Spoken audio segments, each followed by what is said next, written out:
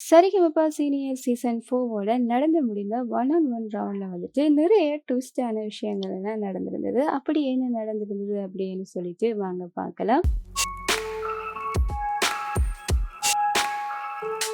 முதல்ல வந்துட்டு நம்மளுடைய அமனும், பொக்கிஷியாவும் சேர்ந்து பாடியிருந்தாங்க.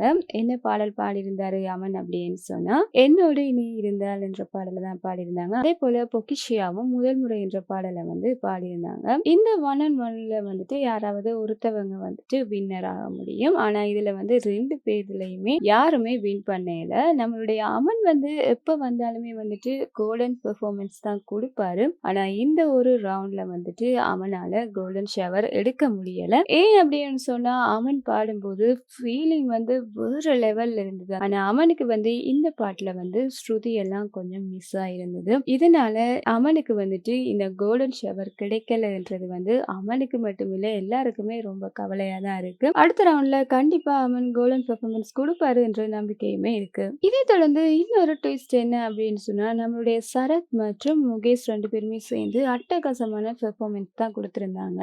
நம்மளுடைய சரத் வந்துட்டு முதலில் பார்த்தேன் என்ற பாடல தான் வந்து பாடியிருந்தாரு. வேற லெவல்ல பாடியிருந்தாரு. அதே போல நம்மளுடைய முகேஷுமே வந்துட்டு பொய் சொல்லக்கூடாது என்ற பாடல வந்து பாடியிருந்தாங்க.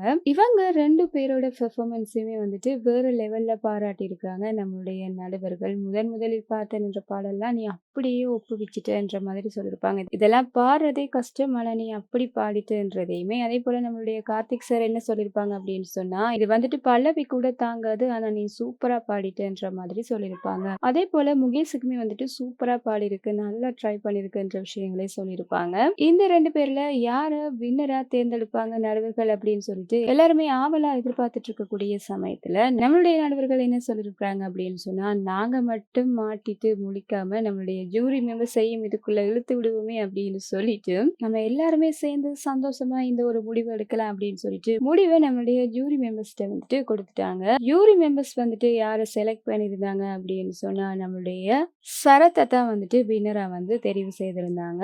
இந்த மாதிரி நம்மளுடைய நடுவர்களுக்கே டஃப் கொடுத்து பாடியிருக்காங்க நம்மளுடைய முகேஷ் மற்றும் சரத் அப்படின்னு தான் சொல்லணும். அதே போல அவனுமே வந்துட்டு அடுத்த வாட்டி கண்டிப்பா கோல்டன் ஷவர் எடுக்கணும் அப்படின்னு சொல்லிட்டு அவனோட ரசிகர்களும் வெயிட் பண்ணிட்டு இருக்கிறாங்க.